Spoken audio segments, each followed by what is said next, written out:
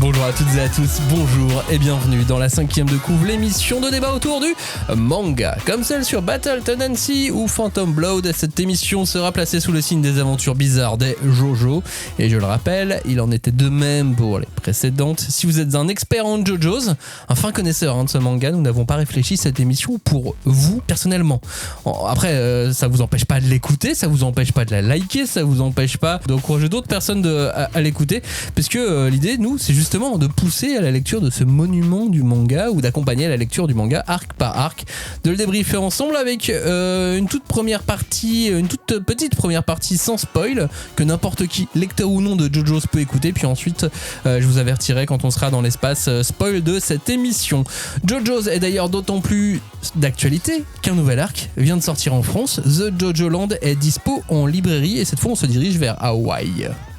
Alors ça fait vraiment plaisir. Moi, pour être tout à fait honnête, je crois que c'est vraiment la partie que je préfère de tout nouvel arc de JoJo, c'est le tome 1. À chaque fois, le tome 1, ça me passionne. Alors, je dis pas qu'après, ça devient pas bien, hein, mais les introductions d'Araki, je les trouve toujours vraiment très chouettes. Alors déjà, là, niveau dessin, tu te prends vraiment une claque, hein. Je sais pas comment il fait pour encore s'améliorer, mais là, c'est vraiment magnifique, quoi. Chaque dessin est à moitié réaliste et à moitié cartoonesque un peu aussi. Et vraiment, c'est trop cool. Donc moi, c'est la partie que je préfère.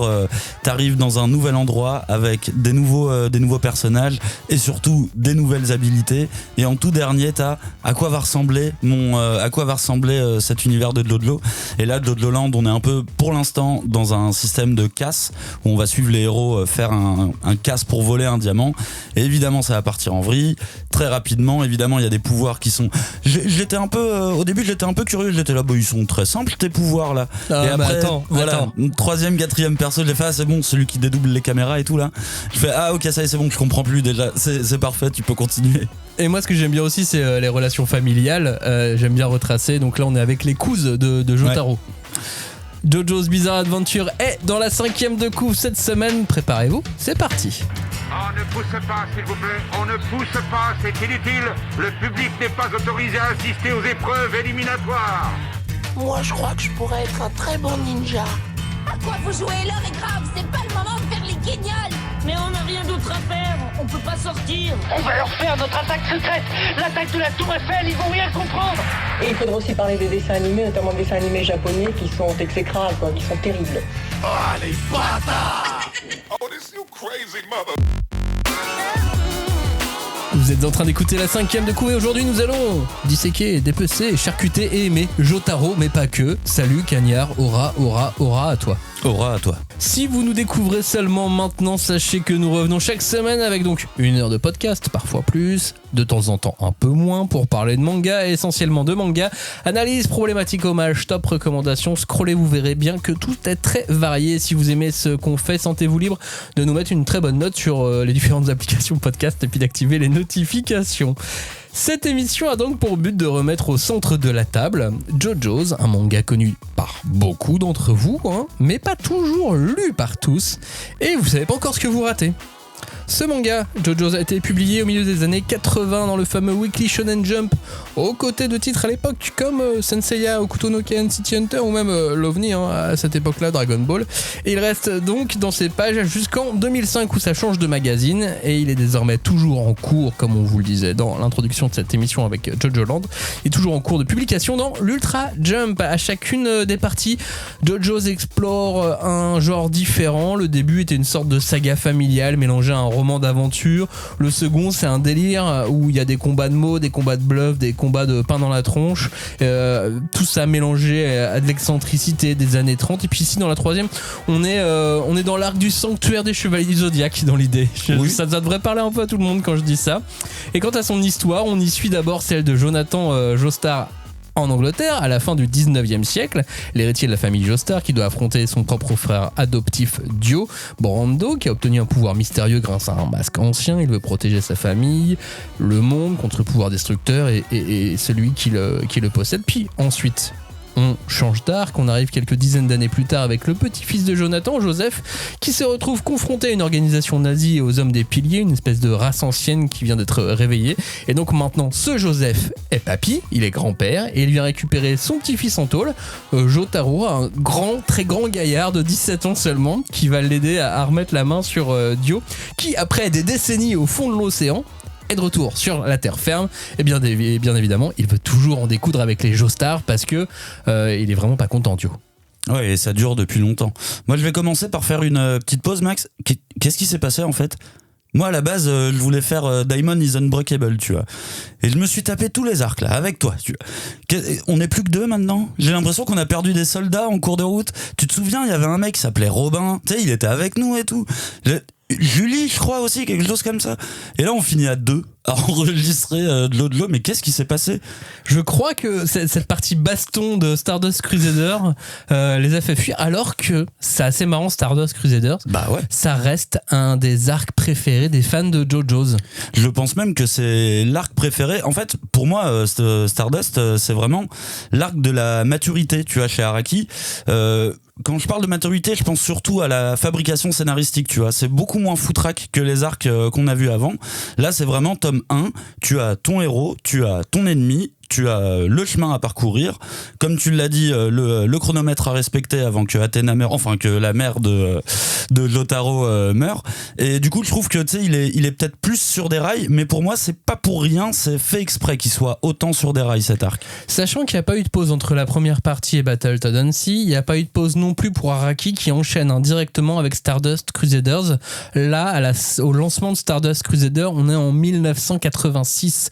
C'est important de l'avoir en tête parce que il y a des références qu'on peut se faire en lisant aujourd'hui Stardust Crusaders, mais qui n'ont pas lieu d'être puisque ce sont des films des années 90. Oui, bien sûr. C'est un peu le truc quand on lit du JoJo, c'est bien d'avoir son téléphone pas loin pour vérifier les dates des références. Si ça te fait penser à quelque chose, vérifie que ça soit pas postérieur à JoJo quand même. Et c'est vrai que retrouver toute cette richesse dans un titre des années 86, une richesse même culturelle, pop culturelle. J'ai juste mal lu 89. C'est-à-dire ? C'est 89, pas 86. J'ai juste mal lu ma feuille. Mais dans tous les cas, les films qu'on a vus plus tard ne comptent pas non plus. Non, ne peuvent pas compter. Donc ça n'enlève rien aux propos que tu venais d'annoncer. Non, et parce qu'en plus à cette époque-là, c'est un petit peu compliqué de réussir à. On a un peu tendance à tout mélanger dans ces cas-là et de voir des refs. Et on sait que Araki a inspiré énormément de mangaka, mais par contre l'inverse, qu'il ait inspiré des réalisateurs ou autres, ça c'est peut-être un peu moins le cas sur des auteurs plus occidentaux, on va dire. Dans ce tome, on est donc sur un voyage entier. On est comme un jeu où on va de case en case avec un temps réduit, puisque leur but c'est de trouver Dio Brando en 50 jours. Pourquoi ? Parce que la maman de Jotaro est malade, elle est... Il y a un stand derrière tout ça. Voilà, il y a un stand derrière tout ça, j'essaye de pas trop en dire. Et ils ont que 50 jours pour pouvoir la sauver et faire en sorte que ce stand ne la dévore pas de l'intérieur. Et on est avec donc 2 Joestars dans le jeu, j'allais le dire, puisqu'on a Joseph et Jotaro. Donc Joseph qu'on a vu dans l'arc précédent, dans Battle Tendency, et donc Jotaro, son petit-fils, qui a 17 ans, qui est en prison et qui découvre l'existence des stands. Et là, on explique, mine de rien, assez rapidement. Alors, c'est assez marrant parce que j'ai l'impression qu'au final, c'est dans cet arc de JoJo que Araki va vraiment lancer son concept de road trip avec les personnages. Ouais, même si avant, dans Battle Tendency, il se baladait un peu quand même. Ah, ça se balade, ça se balade complètement, mais là, il y a une autre saveur, il y a plus une saveur de un nouvel endroit, un nouvel ennemi, tu vois, et ce truc, tu vas le retrouver dans pas mal d'arcs suivants de JoJo aussi. Et du coup, moi, c'était marrant parce que quand je prends Stardust de loin, ça me fait un peu penser à la saga Fast and Furious, tu vois. Tu sais, à chaque fois, ils arrivent dans un nouveau pays avec des nouvelles bagnoles et c'est là que va y avoir la mission à faire. Et ils changent 6 ou 7 fois de pays et 6 ou 7 fois de bagnole. Et j'ai un peu ce côté-là là. Donc là, typiquement, on est dans une rêve qui est post-JoJo. Donc Araki ne s'est pas inspiré de Fast and Furious pour faire ce modèle-là, mais par contre, je pense qu'il s'est inspiré du cinéma américain pour ce côté road trip de on change. Alors je pourrais pas en être absolument sûr, mais je sais que c'est aussi à cette époque-là que le cinéma américain développe beaucoup l'idée du road trip, avec des films comme Easy Rider ou autre. Bon, ça date plus des années 60-70, mais j'y vois quand même une espèce d'hommage de se dire on va changer de pays, on va changer d'endroit et on va voir ce qui nous attend là-bas, quoi. Et on a aussi dedans des vrais morceaux d'histoire où on va t'apprendre des choses sur les us et coutumes des gens à travers différents pays. L'exemple des pig toilets. J'avais oublié que ça existait, moi, c'est pig toilets. Donc c'est des toilettes dans lesquelles on mettait, qui donnaient directement sur des enclos à cochons. Porcherie, quoi. Ouais. Et les porcs se nourrissaient des excréments. Je vais dire les termes, Maxime. parce que comme ça, au moins, ça ne traînait pas. Il y a aussi le sable en papier toilette, tu vois. Oui. Ça aussi, c'est quelque chose qu'on connaissait pas forcément. Bref. Je l'avais pas, celle-là. Araki essaye de nous apprendre des choses à travers ces road trips là, contrairement au film américain que tu citais juste avant. Oh bah tu connais ma passion en plus pour les moments où on essaye de m'apprendre des trucs dans les mangas, mais je trouve que chez Araki c'est une espèce d'originalité de faire parcourir le monde à ces personnages. J'ai l'impression que c'est assez unique, et d'autant plus pour des mangas à l'époque. C'est en plus des pays, de tous les pays qui vont aller visiter, l'équipe elle-même, elle est multiculturelle au final. Il y a 2 Japonais effectivement de la famille, mais on a un Français, on a un Indien, et je trouve que c'est vraiment unique. Alors ce qui est drôle, c'est qu'il essaye absolument pas d'être discret sur le côté pédagogique, hein. C'est vraiment frontal, et c'est hyper rafraîchissant, même si des fois je trouve que c'est quasi des clichés, tu vois, qui véhiculent, où c'est vraiment genre en Inde tout le monde est comme ça, en Égypte tout le monde est comme ça, et t'es là, bon, c'est des clichés de touristes en vérité. Ouais, c'est des clichés de touristes, mais fin des années 80, Weekly Shonen Jump, tu vois. Ouais, c'est ça que je trouve assez unique, c'est de réussir à mettre ça déjà à l'époque, tu vois, sans se moquer des pays, jamais, tu vois. Il y a toujours cette notion de il parle pas de ces pays à hauteur de, bah si, quand même à hauteur de japonais forcément, mais je sens pas un côté où je me moque, genre regardez ces sauvages, ils font n'importe quoi. Non, au contraire. C'est au contraire, je vais vous apprendre un petit truc. Si je peux vous apprendre un petit truc sur la culture du pays, bah je vous l'apprends. Est-ce que tu penses que Joseph, Jotaro, Abdul, JP et Kakuin gagneraient Pékin Express s'ils étaient tous ensemble? Bah, je suis pas sûr, moi. S'ils doivent affronter des stands à chaque pays, déjà ça va pas être les plus rapides. Mais après, mine de rien, quand tu vois dans la série, ils s'adaptent assez bien aux us et coutumes. À chaque fois, ils sont un peu étonnés en arrivant, mais encore une fois, ils ne jugent pas ou autre, et ils sont vraiment dans l'idée, différentes cultures. On apprend aussi, on mange les spécialités locales. Donc, est-ce qu'ils gagneraient ? Oui, je pense. Il y a avec le stand Victory, tu vois, quelque chose comme ça qui sortirait, donc c'est pas d'où. Mais c'est assez marrant ce côté trip, et on se débrouille avec pas grand chose. Après, tu dis qu'ils s'adaptent, qu'ils se débrouillent. Il y a quand même toujours ce problème des toilettes qui revient. Oui. À chaque pays, il y a quand même cette histoire des toilettes qui doit probablement perturber beaucoup les gens. Moi, c'est pas le genre de question que je me pose avant de partir dans un autre pays, mais là, a priori. Oui, mais à l'époque. Mine de rien, à l'époque, peut-être que tu te les posais un petit peu plus. À l'heure actuelle, oui, on sait. Mais tu sais, savoir où aller aux toilettes, c'est quand même de première importance. C'est vrai. Bon, il y a un truc qui est quand même très important dans Stardust Crusader par rapport à Phantom Blood ou à Battletoads, c'est donc le début des stands. Ces stands, c'est une idée qui vient d'un vieux manga qui est inédit en France, qui s'appelle Ushiro no Hyakutaro de Jiro Tsunoda, un manga des années 70 avec des histoires de gardiens, etc. Et donc, voilà, arrivent ces stands pour la première fois dans le manga. Tome 1, on ne t'explique pas ce que c'est, on ne t'explique pas d'où ça vient, on t'explique qu'il y a un nouveau concept. Maintenant, ce sont les stands, ce sont des espèces d'anges gardiens, de fantômes gardiens, je sais pas comment on peut appeler ça, des doubles, des pantins qui symbolisent le pouvoir du personnage. Tu prends la définition précise du stand, c'est tenir à côté de, voilà, c'est leur gardien. Comment est-ce qu'on a abordé cette découverte ? Parce que j'ai pas eu l'impression de le découvrir quand je l'ai découvert. C'est assez étrange pour moi, puisque je pense que j'avais déjà entendu parler de tout ça avant. Moi aussi, je connais. En fait, la manière dont j'ai entendu parler de Lodlo la première fois, c'était déjà à cause des stands. Et c'est après, quand on m'a expliqué que les stands ne sont pas là dès le début, je suis là, ah bon, d'accord, donc on a vraiment. Et en plus, il essaye pas de faire de lien foncièrement direct. Non, avec, ça va arriver un peu plus tard. Ça arrive dans les autres, dans les autres sessions. Et en même temps, c'est ce que j'adore dans ces tomes 1, parce que, tu vois, même le tome 1 de Lodlo Land, est-ce qu'on explique les stands ? Non. Alors oui, mais dans une case, vraiment, pour en dire, voilà, il y a des pouvoirs. Et j'ai l'impression qu'il fait ça dans tous les arcs. Il explique pas forcément, il joue un peu sur l'intelligence du lecteur de vous savez, c'est des pouvoirs, on va utiliser des pouvoirs. Et je pense que c'est aussi pour ça que c'est un des arcs préférés des lecteurs, parce que c'est le premier où on voit les stands arriver, et c'est pour ça que j'ai tendance à mettre ça en corrélation avec son scénario dont je parlais précédemment, que je trouve beaucoup plus direct. Mais en fait, c'est assez logique pour moi, il se détache un peu de son scénario extravagant à coups de nazis, de masques, de vampires et compagnie.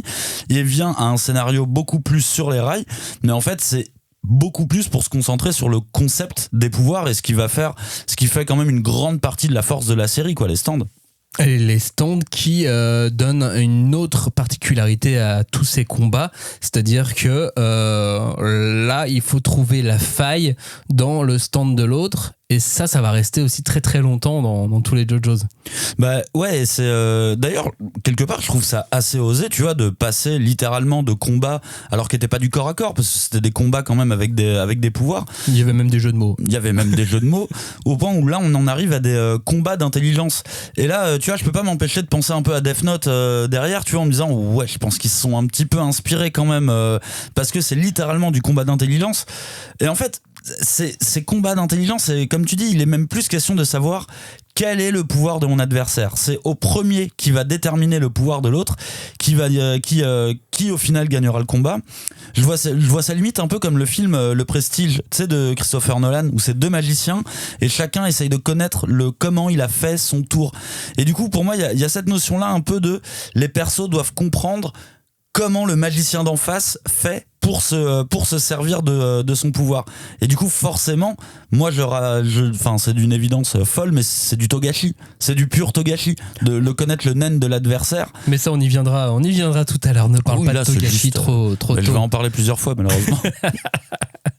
Il y a aussi un truc qui est donc très important, comme on essaie de comprendre le nen en tant que lecteur, quand on lit Hunter x Hunter, on essaye de comprendre les stands et comment ils fonctionnent dans JoJo's Bizarre Adventure. Et donc là, à partir de Stardust Crusader, on se creuse la tête parce que c'est pas toujours clair, mais ça s'affine au fur et à mesure des tomes. Oui.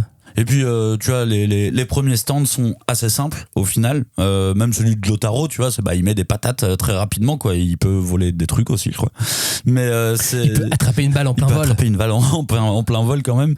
Et c'est vrai que tu sens que c'est pas forcément c'est pas encore foncièrement abouti partout, parce que moi il y a certains stands que je vois comme des intérêts scénaristiques directement, tu vois, c'est un stand qui a une utilité, et cette utilité ça sera faire avancer le scénario, mais comme tu dis, ça s'affine pas mal. Et surtout t'as vraiment cette recherche du quel est le stand de l'autre, qui prend beaucoup place au niveau de Dio, parce que Dio, on ne sait pas quel est son pouvoir pendant tout le manga. Et il y a aussi donc les pauses explicatives que Araki est obligé de mettre à partir de ce moment-là. Ça, on sent que c'est l'éditeur qui a dit on comprend rien. Ouais, on comprend plus là, fait des pauses pour expliquer ce qui se passe. Même tu sais, le coup de la mouche qu'il arrive à repérer avec son œil. Bah c'est là qu'il faut rattraper le lecteur un peu quand même. Ouais, ça va un peu dans tous les sens au début. Et puis voilà, on a donc Star Platinum qui est le stand principal, celui de Jotaro, le héros, le personnage principal de Stardust Crusader. Et à chaque fois, vous verrez, à partir de là, il y a toujours un rapport entre le nom du stand du personnage principal et le nom de la saga.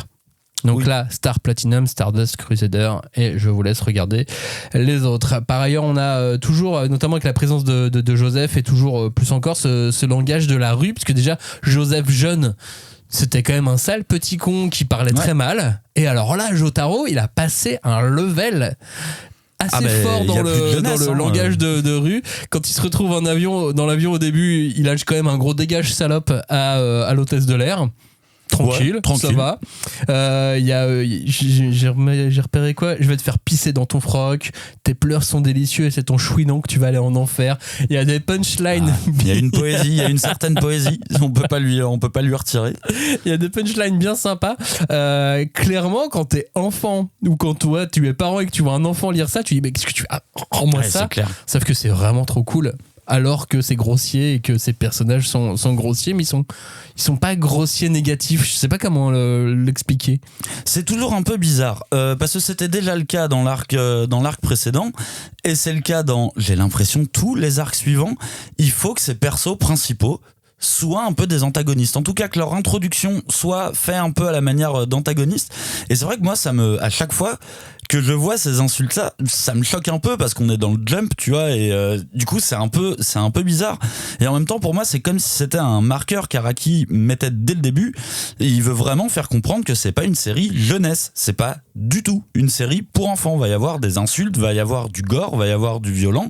Il peut pas l'annoncer dès le début non plus. Mais en tout cas, je trouve que c'est assez clair sur le ton. Et au final, c'est assez proche du ton des films des années 80 de l'époque. C'était très ordurier aussi. Et je suis pas entièrement d'accord avec toi. Enfin, si, je suis d'accord qu'il fait tout pour montrer que ce n'est pas une série jeunesse en y mettant tous les ingrédients que la jeunesse adore voir dans des séries qui ne sont pas prévues pour son âge. Oui, et puis après, je t'avoue que je connais pas trop le niveau de langage dans les seinen. C'est en japonais, parce qu'on peut pas faire une simple comparaison d'insultes en français et en japonais. Avoir le même mot dans les deux langues ne nous prouvera pas ce que ça veut dire dans. Non, bien sûr, mais c'est on le ordurier. voit. Oui, c'est ordurier, parce qu'on le voit même dans les traductions anglaises, dans les traductions françaises. On a ce langage qui est pas très propre, que ce soit dans le manga ou dans l'anime, alors qu'il y a des grosses différences de traduction. Il y a quand même cet esprit-là qui reste, donc Et si tu le compares aux autres séries de l'époque, je pense pas qu'elles étaient aussi ordurières. Non, Enfin, si, peut-être un peu. Peut-être tu vois, Saint Seiya, je me demande s'il y avait quand même pas quelques insultes. il y avait pas de dégage salope comme ça gratuit. Non, tu vois. c'était plus ordure. Tu vois, bah, c'est une insulte. C'est vrai. Bon, à partir de maintenant, ça fait 20 minutes qu'on a commencé cette émission. On va devoir spoiler. On est désolé, mais à un moment donné, il faut qu'on parle vraiment des stands et de sinon, Stardust on continue à parler de toilettes. Hein. Sinon, on va finir par parler de toilettes et de tout ce qui se passe à travers le monde. Non, mais ils sont tellement, même sur le trajet, ils sont pas très bons sur le trajet. Non. Alors je me suis demandé si c'était parce que à l'époque c'était le seul moyen d'arriver en Égypte, bah, peut-être. ou si juste ils étaient aussi bons que moi en géographie et que du coup ils ont fait le tour du monde avant d'arriver là-bas, quoi. C'est vrai que ça y ressemble un petit peu.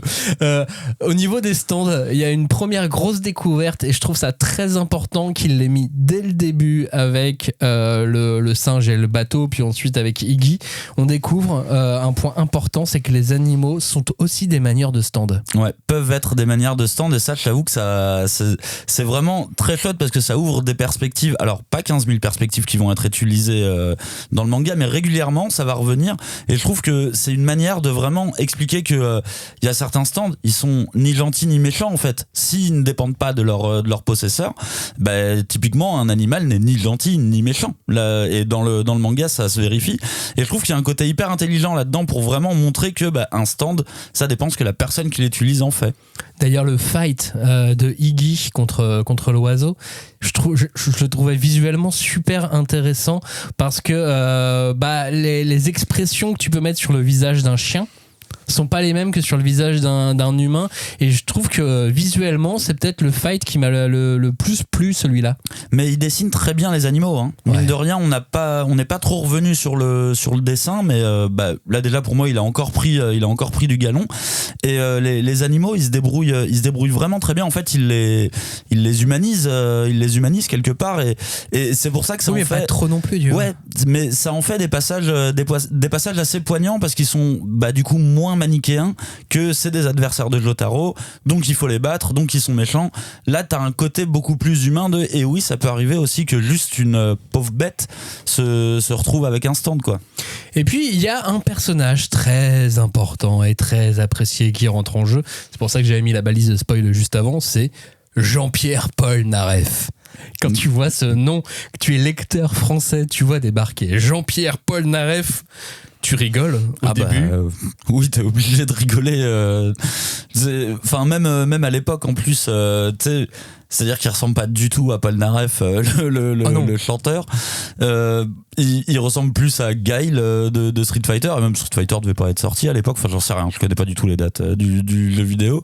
Mais c'est vraiment un. Et il a quel stand ? Bah, il a un stand qui fait de l'escrime, tu vois. Donc, allez, c'est vraiment les clichés. Comme tout à l'heure, je disais, il y a beaucoup de trucs sur les clichés des autres cultures. Bon, bah, après, faut pas lui demander non plus, tu vois, des rêves de malade, mais.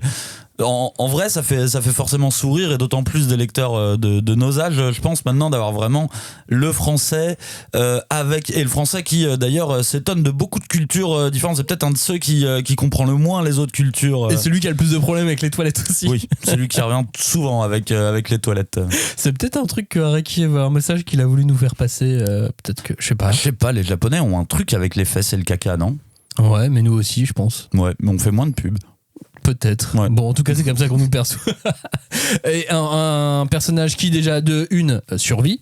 Ce qui n'est pas le cas de tous les personnages dans JoJo's, et puis qui en plus aura un avenir dans la série, et qui est plutôt cool en plus, avec son stand qui est assez simple mais efficace. Et parfois il n'y a pas besoin d'avoir des stands trop complexes pour qu'il soit utile. Le sien, il est simple, il est efficace. Je pense que si tu regardes les stands de tous les persos principaux, de tout le groupe, ils sont plutôt simples, et je pense que c'est une volonté qui est très précise, parce que quand je te dis qu'il y a certains stands qui sont des fonctions scénaristiques, on peut pas dire que c'est le cas des stands des personnages principaux. C'est au contraire des stands qui sont, on peut dire, basiques par rapport à ce qu'on connaît ensuite de la série, mais qui au final s'adaptent à chaque combat. Et je pense que c'est justement pour se laisser pas mal de place pour innover avec ces stands qu'il les a fait simples, quoi. Et Magician Red, t'arrives à comprendre vraiment tout ce qu'il fait, le stand de Abdul ? Bah, au début, je croyais qu'il crachait des boules de feu. Je me suis dit, bon, ok, mais c'est pratique. Mais en fait, après, ça s'est vite complexifié. Moi, je trouve que le vrai pouvoir de Abdul pendant au moins la première moitié de l'arc, c'est de trouver le nom des stands des autres. Oui. Et de tirer les cartes. Moi, je te propose de faire un tirage de cartes. J'ai trouvé un tarot sur internet. Je peux tirer une carte pour toi de l'oracle de l'Olympe, l'oracle Fontaine, l'oracle des anges. Vas-y, choisis. L'oracle, je sais pas, de la Fontaine. Allez, l'oracle Fontaine, ton stand sera, attention, je tire ta carte, Cagnard. Faites la même chez vous. Tu as l'oracle de la réalisation. Ok. Tu ça veut peux rien dire. donc je peux réaliser t'es comme des trucs. Boingo. Tu sais, tu fais des films dans ta tête, et comme ça tu projettes le destin, ton destin à travers des films. T'as un stand super stylé. Je crois qu'il fait un peu partie des stands de fonction, mais il est quand même un peu stylé. J'aime bien Boingo avec sa BD qui est dessinée de manière horrible, mais c'est horriblement moche, mais c'est horriblement génial aussi. Ouais, et puis même de mettre en scène un auteur et tout, je pense que lui il s'éclate un peu à faire ça. Bah surtout qu'il revient en plus 2 fois, il survit, quoi. Bon, attendez, je tire ma carte, moi. Vas-y. Dans l'oracle de l'Olympe, et je suis Pan. Il fait quoi, Pan, déjà Dieu des bergers, mi-homme, tout ça, et mi-bouc. Ouais, c'est ça, c'est mi-bouc. Cool, je suis, tu fais de la flûte aussi, je pense. Très bien, je vais faire de la flûte pour emmener les animaux avec moi et faire attaquer... Voilà. Ouais, joueur de flûte de Hamelin. C'est tranquille. ça. Voilà, faites ça chez vous. Trouvez votre stand. Plutôt que de savoir pour quelle école de Poudlard vous êtes là, trouvez vos stands. Tirez une carte de tarot au hasard sur internet, et puis vous imaginez le stand que vous avez derrière. D'ailleurs, donc là, c'est dans Stardust Crusader essentiellement des noms qui viennent d'un tarot, d'un jeu de tarot. Après, il y a plein de jeux de tarot qui existent. Il y a toute une partie aussi avec les 9 derniers où ça vient des dieux égyptiens. Ouais. Et ensuite, dans le futur, ce sera plus que des noms de chansons, et ça sera encore beaucoup plus cool. Ouais, je me demande même s'il n'y a pas des noms de marques aussi après, des trucs enfin dans les arcs suivants. Moi, j'avoue que j'ai un peu arrêté d'y faire attention à toutes les rêves, parce que bon, tu sais, il les empile. Ouais. Il les empile, et du coup, au bout d'un moment, j'ai un peu perdu le fil. J'adore toutes les rêves. Non, mais je comprends. Et donc dans ce manga, il y a un truc qui est quand même super intéressant, super important quand tu lis depuis le début, Et c'est pour ça que ces 3 premiers arcs, je trouve qu'ils vont vraiment bien ensemble, parce qu'on a vraiment là le comeback de Dio. Et ça crée le socle des 5 autres arcs ensuite, grâce à ces trois premiers là. Le comeback de Dio qu'on a vu, qu'on a aimé détester dans la première partie, qui reste fantomatique dans la seconde et qui là est bien présent ou presque. Ouais, qui est rarement présent, surtout sur la fin, mais effectivement c'est là qu'on retrouve vraiment son axe saga familiale qui va se passer sur différentes générations, et on a un antagoniste fort avec Dio, et pour le coup il est nommé dès le début, donc tu vois là c'est pour ça que je te disais on est sur de la simplification scénaristique pour moi, mais qui est nécessaire vis-à-vis des stands, et je trouve qu'il y a un côté cool et très invraisemblable c'est une bête histoire personnelle de vengeance de la famille de Jojo, mais je trouve ça assez cool de réussir à le transposer sur des générations et des générations, la haine qui s'accumule comme ça, enfin la haine qui s'accumule toujours d'un côté, et après bon je vous spoil pas les prochains arcs, mais les arcs d'après ça se complexifie encore, et du coup t'as Dio, ce personnage qui pèse de tout son poids dans la série dès le début. On explique genre il est vivant, il est revenu, il faut le tuer, et ouais je trouve que même parfois Dio sa présence elle plane un poil trop, et d'ailleurs la scène d'ouverture de Dio dans la série, tu sens vraiment le côté Bram Stoker, hein. Elle est quasi calquée sur l'arrivée de Dracula avec le voyage en bateau, le cercueil, et d'ailleurs je dis pas ça de nulle part, Dio est un vampire à la base dans le premier cycle, c'est le masque qui lui permet de devenir un vampire, donc j'aime bien ce côté très romantique, tu vois, romantisme du Dracula et tout, c'est très outrancier, mais je trouve que ça fonctionne bien avec la série. Et donc qui dit Dio dit le retour du destin de la famille Joestar. Après, c'est pas qu'une sorte de vengeance familiale, puisque Dio, s'il veut le sang des Joestar, c'est pour revivre comme il faut, d'une part, et de deux, pour un peu diriger le monde, faire sa vie, être le big boss du monde, de la planète, de l'univers. Il a un espèce de truc comme ça de je suis un mégalomane avide de puissance, tu vois. Il explique pas vraiment en fait ce qu'il veut précisément, tu vois. Il veut d'abord les Joestar. Oui, mais pourquoi il y a autant de gens qui l'accompagnent du coup ?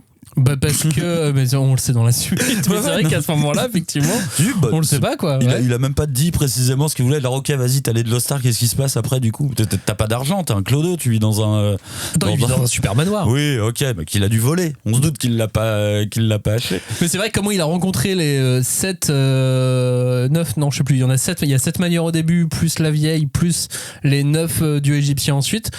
Non, on sait pas. C'est juste parce qu'il a trop de puissance et du coup il le respecte. Et on sait pas combien de temps il a passé à chercher tout le monde. Oui, non, mais c'est pour ça que je dis, il y a un truc aussi où scénaristiquement, voilà, on va chercher un petit peu moins loin, et on revient à un truc beaucoup plus viscéral de, voilà, c'est une ancienne bagarre qui va durer pendant longtemps, tu vois. Et ce qui est marrant, c'est que Dio, il est donc bien présent depuis le début. On le sait tout de suite. Il entoure, il englobe cette histoire, mais il est absent. Ah mais il est complètement absent, hein. C'est dans ce sens-là que je parlais de classicisme par rapport aux précédents arcs, parce que là c'est vraiment le grand méchant dans son manoir, et tu sais il ricane et il envoie ses troupes, tu vois, tu le vois de dos tout le temps, tu sais c'est vraiment une ombre qui plane sur la série quoi. C'est pour ça que je te dis des fois je trouve qu'on frise un peu la caricature.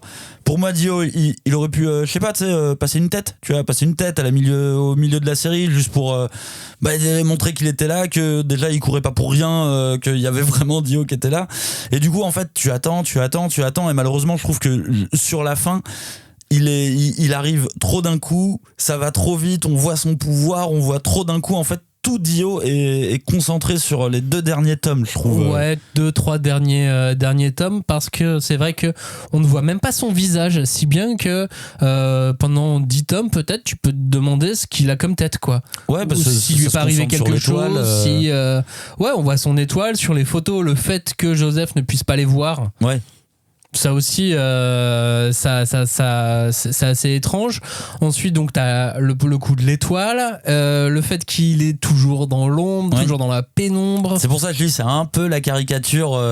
C'est vraiment Lord Dark dans sa forteresse de solitude, tu vois, de ténèbres. Et ensuite, tu vois arriver The World, son pouvoir, son stand. C'est pas le stand de l'avidité par excellence, le fait de pouvoir arrêter le temps. Bah, techniquement, si.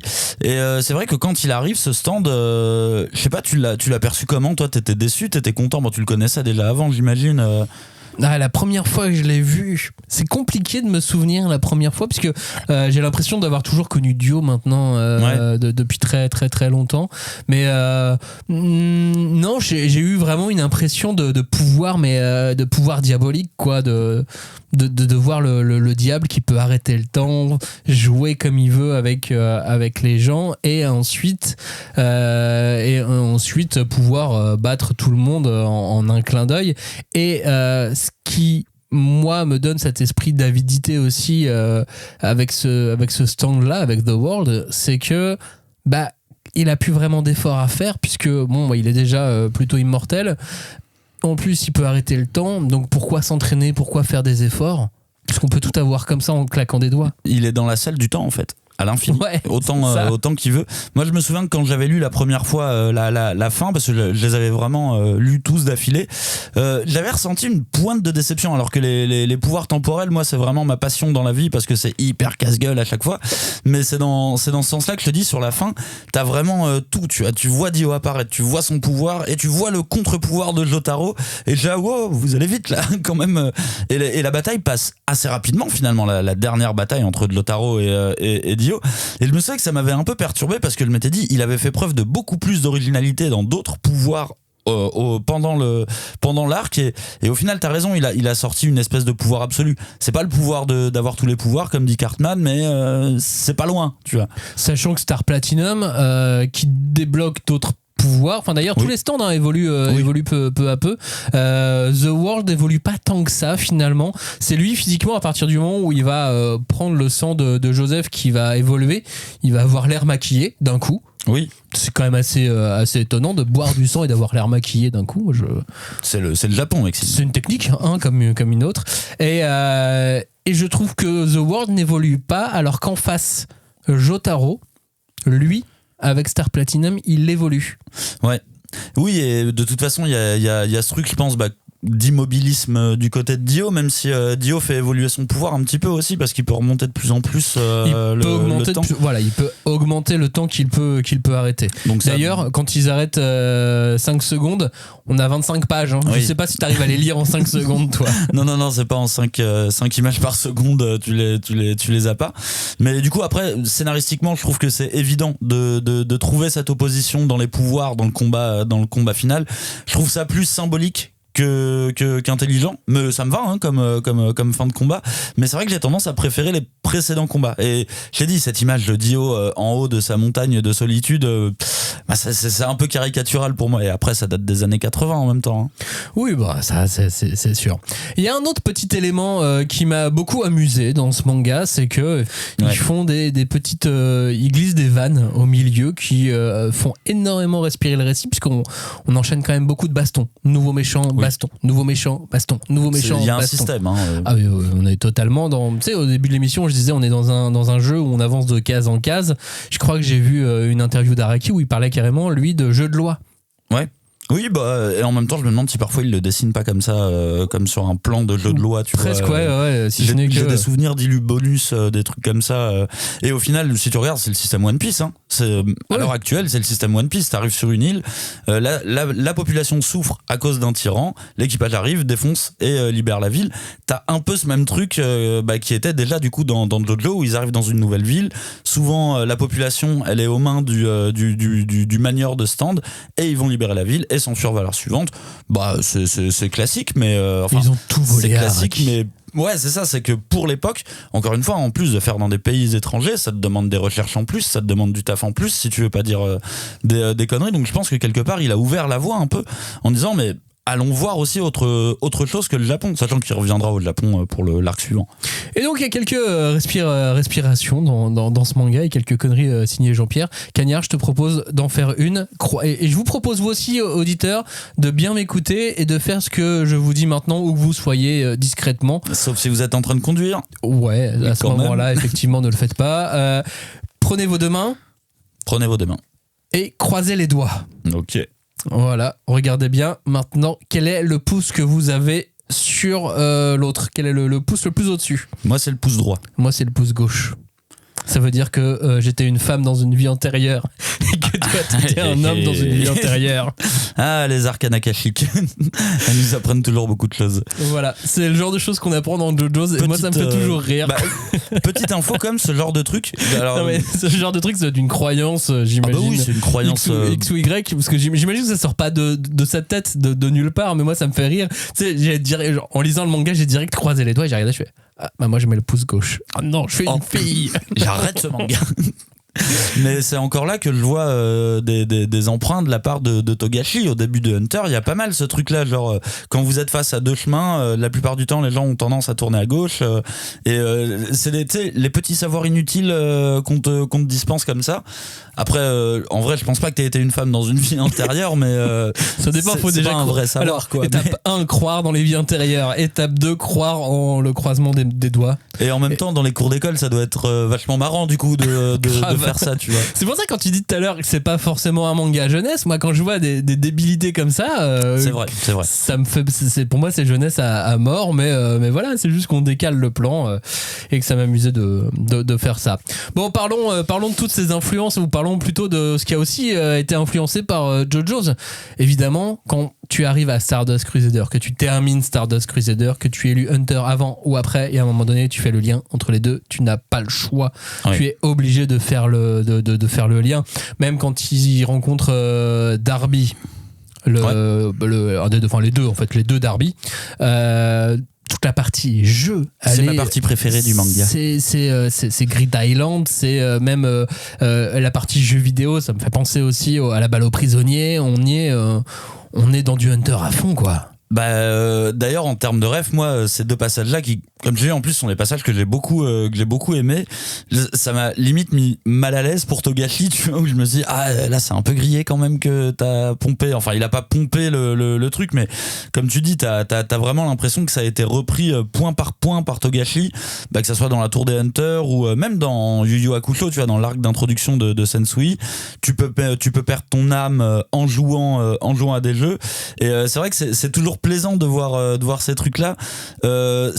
Ça désacralise pas du tout Togashi dans ma tête, mais ça me prouve à quel point Araki est fort. Tu vois, c'est que vraiment il est tellement fort que un auteur que je trouve génial comme Togashi s'est inspiré, c'est même inspiré grassement. Après, on va dire. Quand tu regardes Yu Yu Hakusho, tu vois qu'il s'est inspiré d'énormément de succès qu'il a étudié, qu'il a lu, qu'il a intégré, quoi. Je sais même pas si c'est en plus si c'était très conscient en fait. Je sais pas, c'est chaud quand même là. C'est chaud, la partie de cartes, elle est quand même. J'y ai vu vraiment beaucoup de choses, quoi. Et en attendant, lui, Araki s'est inspiré aussi d'énormément de choses, parce qu'il n'y a pas que les noms. Alors il y a tout le naming qui est super passionnant. Pour qui a envie de se jeter dedans, tu peux y passer des heures à chercher toutes les refs. Et puis t'as les inspirations plus globales. Et Jotaro, on est d'accord qu'il est inspiré des westerns de Clint Eastwood? J'espère. J'espère qu'il est inspiré là, parce que sinon je vois pas trop de qui, mais c'est vrai que alors si visuellement déjà je trouve qu'il y a quelque chose dans le visage carré à la Eastwood. Ah ouais, tu trouves? Moi dans le visage j'avais pas tant vu que de choses que ça. Disons que dans le visage, bon, le fait qu'il ait une casquette ça aide pas la comparaison avec Clint Eastwood, mais je suis d'accord avec toi que c'est plus dans l'attitude au final qui ressemble à Eastwood. Jotaro, c'est vraiment l'essence même du héros ténébreux, et donc de ce qu'a été Clint Eastwood dans beaucoup de ses films, dans beaucoup de ses westerns d'ailleurs.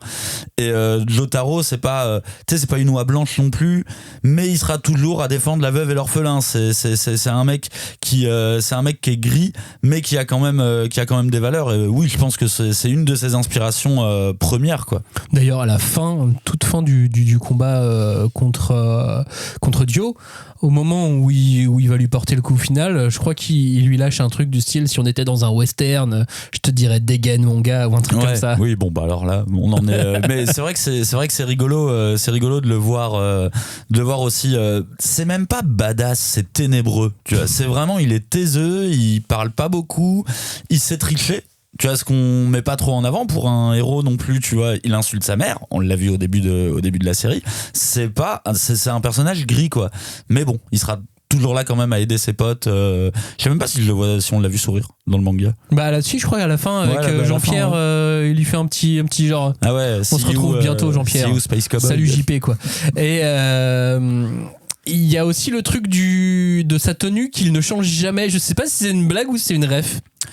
Non, je pense que c'est une ref un peu méta de j'ai pas le temps de le faire changer de tenue, tu vois, je crée déjà tant de persos, tant d'adversaires, parce que il y en a beaucoup quand même des nouveaux adversaires, et moi je vois ça vraiment comme une ref de qu'il neige, qu'il pleuve, qu'il fasse l'eau, tu vois, c'est la même tenue à chaque fois, quoi.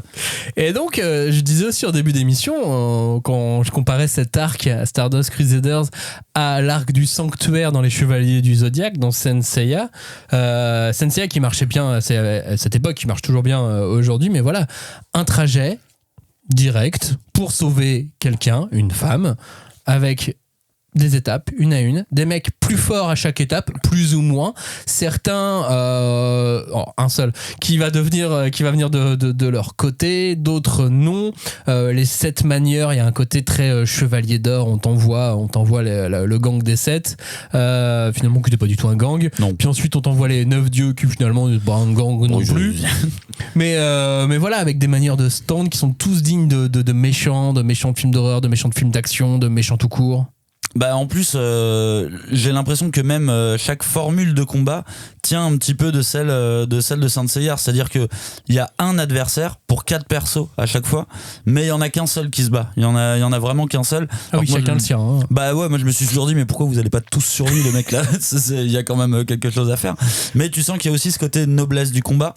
Alors c'est pas affiché comme dans certains mangas où on dit non, je l'affronterai tout seul, n'intervenez pas.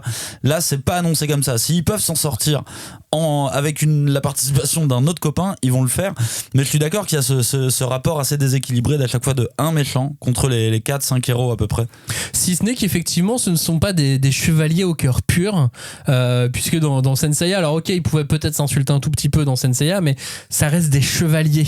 Oui, t'as la noblesse. Là, il n'y a pas de noblesse. Non, il y a l'honneur, ok.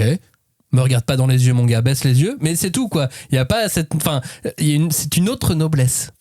Ouais, l'honneur, elle est du côté de Lotaro, parce que justement, ils passent leur temps à dire que leurs adversaires n'ont aucune noblesse, n'ont aucun honneur, parce qu'ils se servent des populations locales pour, tu vois, les stands et tout. À chaque fois, ils se servent des populations locales.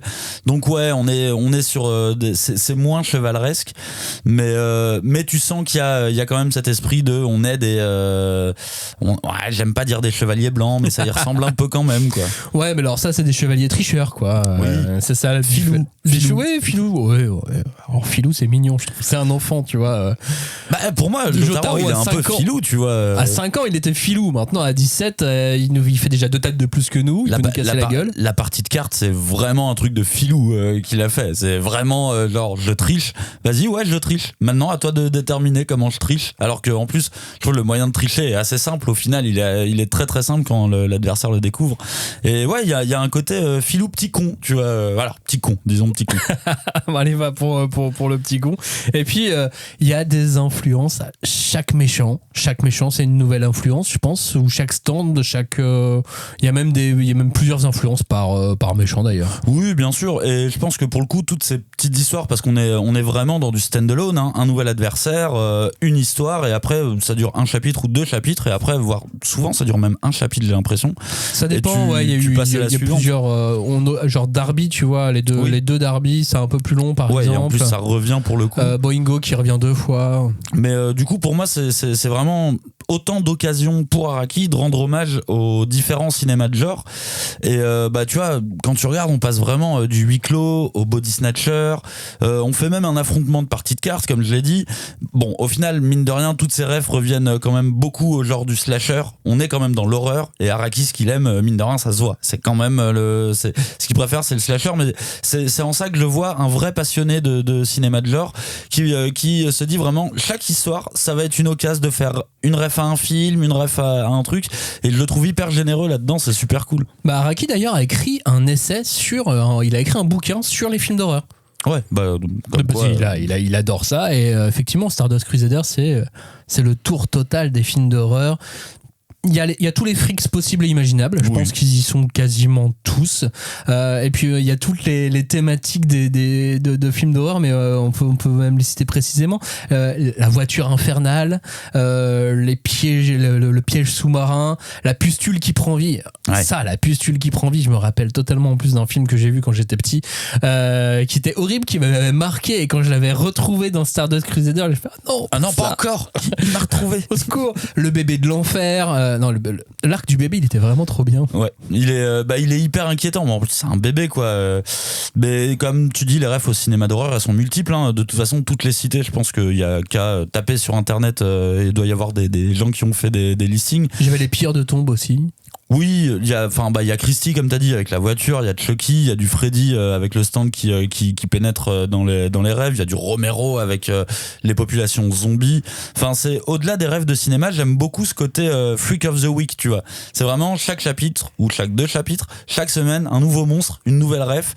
Et c'est un modèle d'ailleurs que on retrouvera pas mal, je trouve, dans des séries américaines des années 90, 2000 où t'as vraiment, tu vois, Buffy contre les vampires ou autre, où c'est vraiment ça, c'est le monstre de la semaine, on va l'affronter. Stand-alone, hop, à la fin on a terminé et à la fin de la saison on mettra un fil rouge pour vous rappeler qu'il faut continuer à regarder. C'était peut-être le rôle de JoJo's à l'époque dans le Jump, puisqu'il faut vraiment imaginer non pas ça comme un assemblage de lecture, mais comme un magazine qui se lit avec différents types d'histoires, différents genres.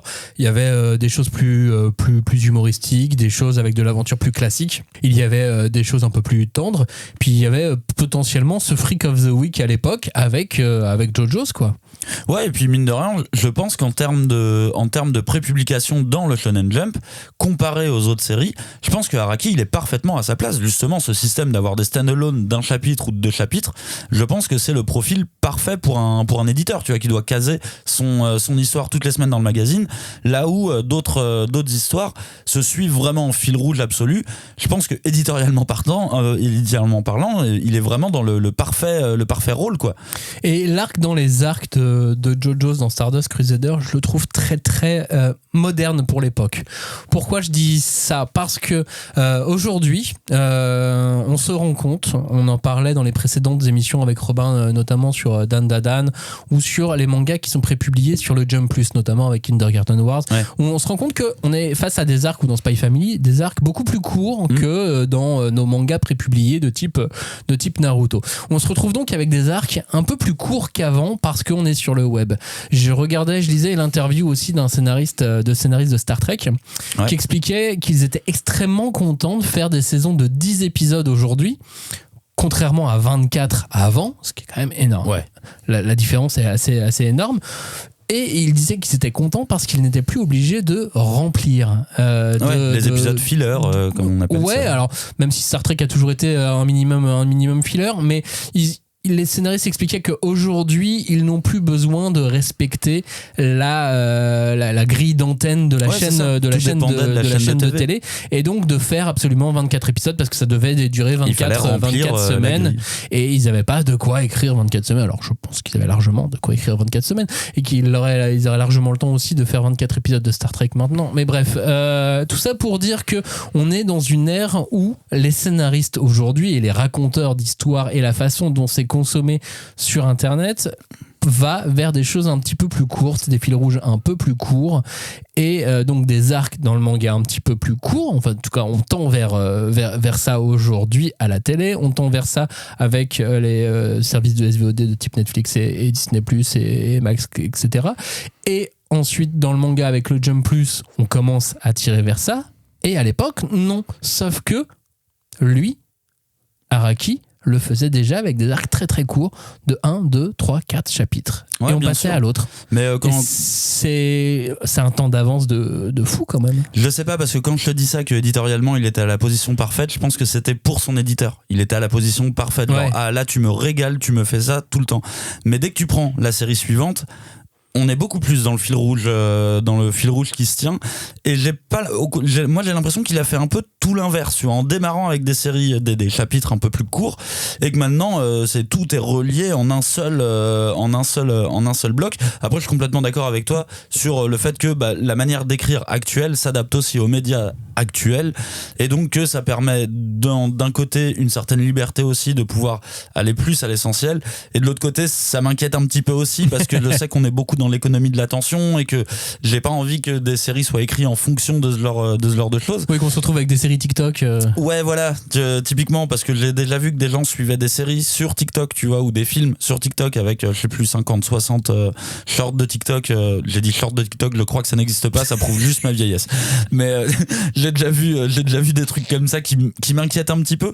Mais c'est vrai que Araki, je trouve que là, il est vraiment dans son modèle parfait. Genre, je m'entraîne, tu vois, et je pense que son éditeur, il était bien chaud. Genre, mais reste comme ça, c'est très bien. Un nouveau pays, une nouvelle ville, une nouvelle histoire, c'est parfait. Alors que derrière, on est plus sur le fil rouge, pour moi. J'avais vu une autre influence aussi un peu évidente, c'est le Tour du monde en 80 jours. Pourquoi je parle du Tour du monde en 80 jours ? Parce que le voyage en 50 jours, faut qu'ils ont vraiment un temps réduit. Oui. Ils ont des embûches, ils voyagent vraiment. Il y a toute la partie avec Darby qui rappelle le jeu, alors que Phileas Fogg, s'il fait ce Tour du monde en 80 jours, c'est parce qu'il a perdu un pari. Donc voilà, tout ça m'a fait penser également au Tour du monde en 80 jours avec de la baston et des mauvais gars. Ouais. Mais honnêtement, moi je me demande même si c'est pas l'inspiration première de la manière dont il a composé son récit. Alors il y a pas le truc du ballon et compagnie, mais il y a exactement cette même volonté dans le Tour du monde en 80 jours de changer de pays, et à chaque fois d'expliquer un petit peu la culture du pays. Donc sur la forme scénaristique, je suis complètement d'accord. Je pense que c'est une des bases de son inspiration, quoi. Et puis il y a évidemment, donc tu l'as cité tout à l'heure, Dracula. Ça c'est évident, mais depuis le début, Phantom Blood, on voit que Dracula est là et qu'il y a une sorte de romantisme qui est présent, même avec Holly et ainsi de suite, quoi. On se retrouve tout le temps à reciter Dracula sur ses 3 premières œuvres. Autant sur les décors, c'était plus sur les décors et sur l'ambiance dans les deux premiers arcs. Là, effectivement, pour moi, le côté de Dracula et victorien, on va dire, il se situe vraiment dans Dio, alors qu'il est en Égypte. Mais il a vraiment ce truc du conte, le conte dans son château. Et oui, je pense que c'est une des influences. Parce que au final, est-ce que Dracula n'est pas genre The Freaks le plus connu, tu vois, ouais, potentiellement, ouais. Parmi les monstres d'Hollywood, il fait partie avec le loup-garou et compagnie des monstres vraiment iconiques du cinéma. Donc ça m'étonne pas qu'il le garde toujours en tête. Là, ce qui va m'intéresser, c'est de savoir jusqu'à quand ça dure en fait cette inspiration de Dracula, parce que je m'en souviens pas dans les prochains arcs, mais ça va être l'occasion justement en les relisant, donc je me demande combien de temps ça dure s'il la garde encore maintenant. Moi, je me suis demandé aussi pourquoi Jotaro était si populaire. Parce que Stardust Crusaders est l'une des parties de JoJo's les plus populaires, mais Jotaro en soi, ça reste un mec qui va un peu tout droit, quoi. C'est pas... tu sens pas le super héros en 2 mots, hein, le super héros que tout le monde a envie d'aimer. Pourtant, les gens adorent Jotaro, et j'ai cherché pourquoi, et en fait, en le relisant là, je voyais sur la fin, la fin de cet arc, la fin de Stardust Crusader, l'affrontement avec Dio, la façon qu'il a de gagner en puissance. Ouais. Et en fait, je pense que c'est ça aussi qui nous donne envie d'aimer Jotaro. Je pense qu'il y a de ça, parce que de toute façon, les refs que nous on peut voir sur Clint Eastwood, sur le cinéma et compagnie, des jeunes lecteurs, des jeunes spectateurs qui découvrent l'animé de JoJo, parce que mine de rien, en France c'est l'animé qui a beaucoup servi de JoJo. Avec une traduction compliquée, c'est pas les mêmes noms et tout que dans le manga. Mais eux, je pense qu'ils ont pas ces refs là, donc c'est pas parce qu'ils aiment bien Clint Eastwood qu'ils vont aimer Jotaro de toute façon.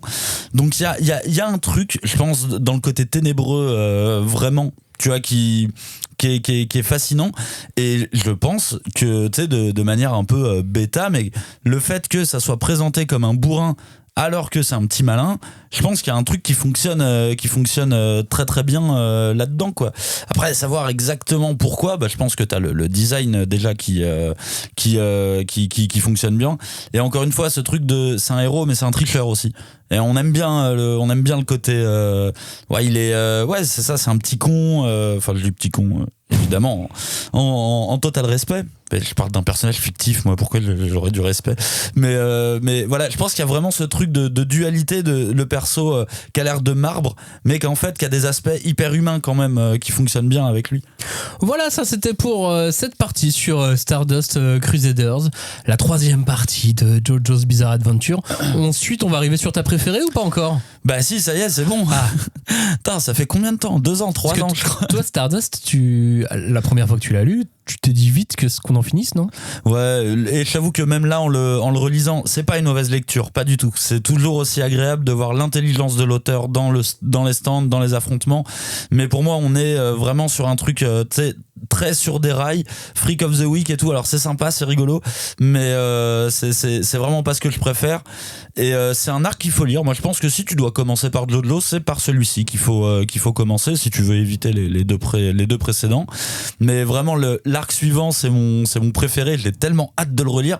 Le pire, c'est que la dernière fois que je l'ai lu, c'était il y a 4 ans je crois, quelque chose comme ça. Putain, si à la relecture j'aime pas, je sais pas ce qui va se passer. Du coup tu vas finir tout seul la session de JoJo, Max. Moi mon but c'est d'arriver à Golden Wind, hein, mais oui, je sais. Toi t'es encore pire que moi, t'as une promesse encore plus lointaine. Mais on va rassembler les forces, on va ramener les gens. Et malgré tout, non, faites ce que vous voulez, vraiment, et commencez même pas forcément par un tome 1, faites ce que vous voulez pour JoJo's, oui.